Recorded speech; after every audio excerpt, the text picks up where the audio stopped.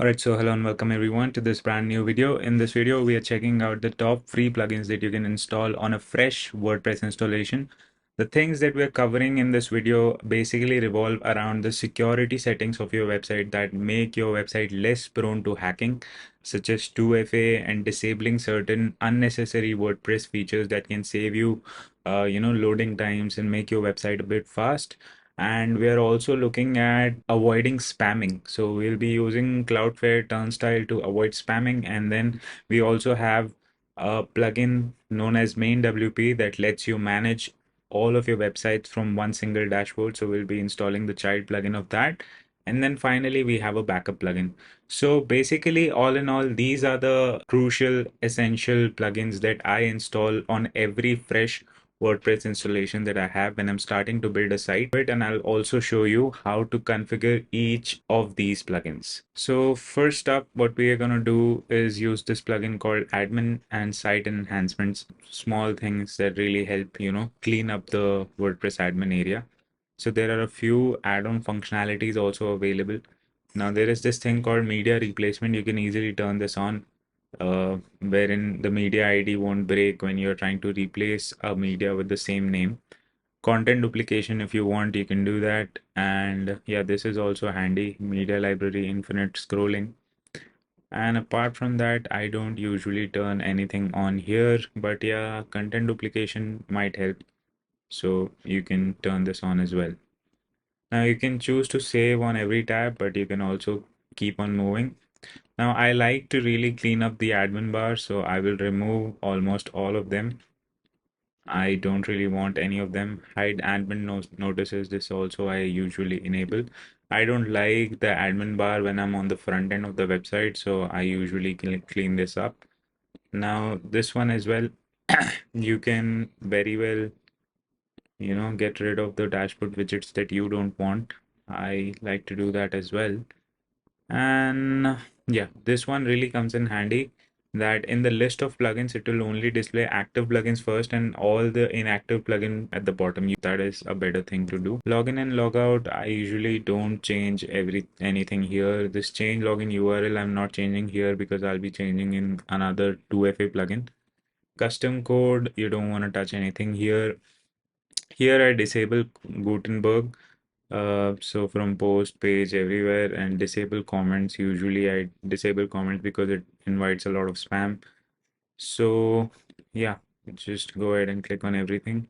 Disable REST API. I'm not sure if you're using any other plugin that uses REST API, then don't touch that. But you can disable RSS feeds. No one uses that anymore. And disable smaller components. You can do this. Things which are not really required, this meta tag, version number, I don't think this is required. This is also not required. Dash icons, I use them sometimes, so I don't disable them, but emojis, I think we can disable. jQuery migrate has become outdated, so you can, so most of these I disable.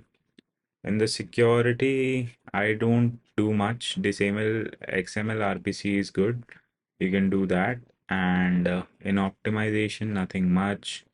You can configure the SMTP settings here, but I've been trying to do this with Amazon SES and it does not work for me. So I use Fluent SMTP. But apart from that, I think we're done. So this is how basically you set up admin and site enhancements. And now you see we have a much cleaner looking WordPress installation.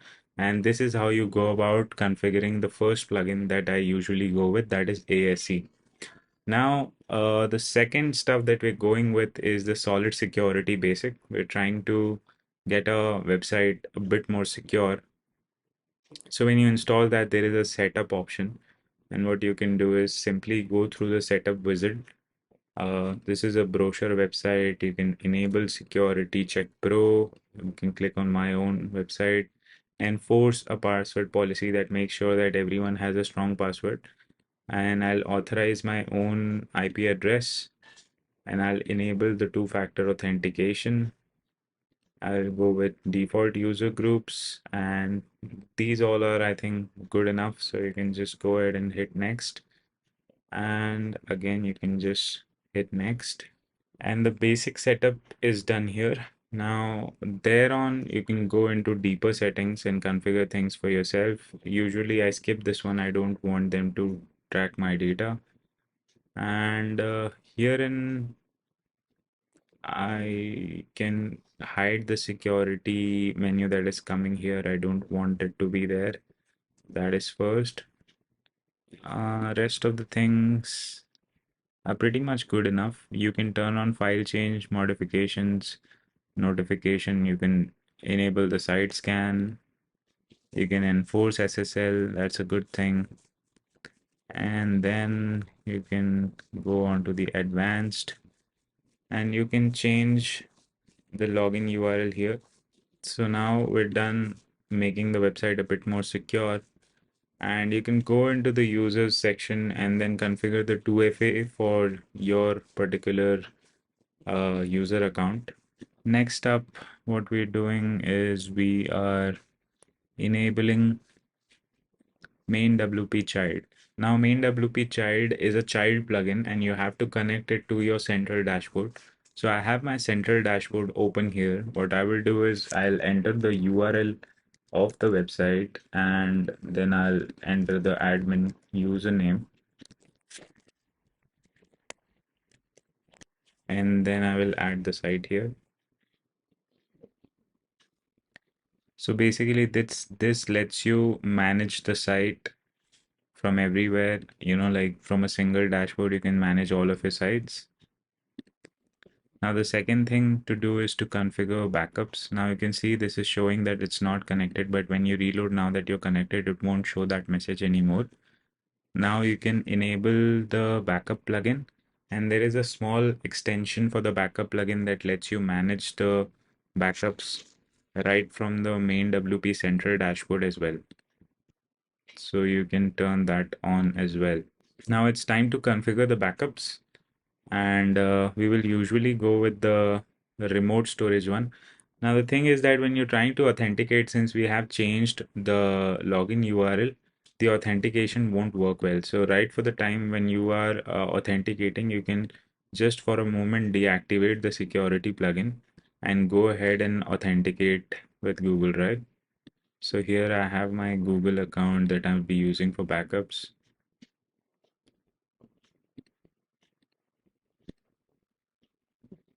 And here we are. So you have to click on add to set that as the default remote storage. And then in the settings, you can define how many backups do you want to retain. Okay. And then in the schedule, you can define how do you want the backup schedule to be. I usually go for weekly and the database plus files and then the remote storage. So we are done configuring the backups as well. Now we can very safely go back and turn on the security plugin as well. The last thing to do is to avoid spamming. You can turn on Cloudflare Turnstile. Now when you activate this, you have to go to Cloudflare and go here to the Turnstile section and you have to insert the site name and the URL. So here we have, and try going on for the invisible one and then create it. You'll get the site key and the secret that you can copy back here. And then you can define in what all places do you want it to work. It'll ask you to test if the APIs have been configured well. Try for 2 times maybe. And yeah, so all the plugins that I told you about that I usually install on every fresh WordPress installation and really help me, have a peaceful time, a bit less worry and panic about my site getting hacked or things of that sort. And I have backups in place and security protocols. And I'll also enforce the 2FA. This is pretty much what you need to do when you have a fresh WordPress installation. So I hope you find this video very useful, and make sure you subscribe to the channel in case you want to see similar videos of a web agency owner and how I go about building my website and securing them and things of that sort. Thank you for watching, and I'll see you in the next one.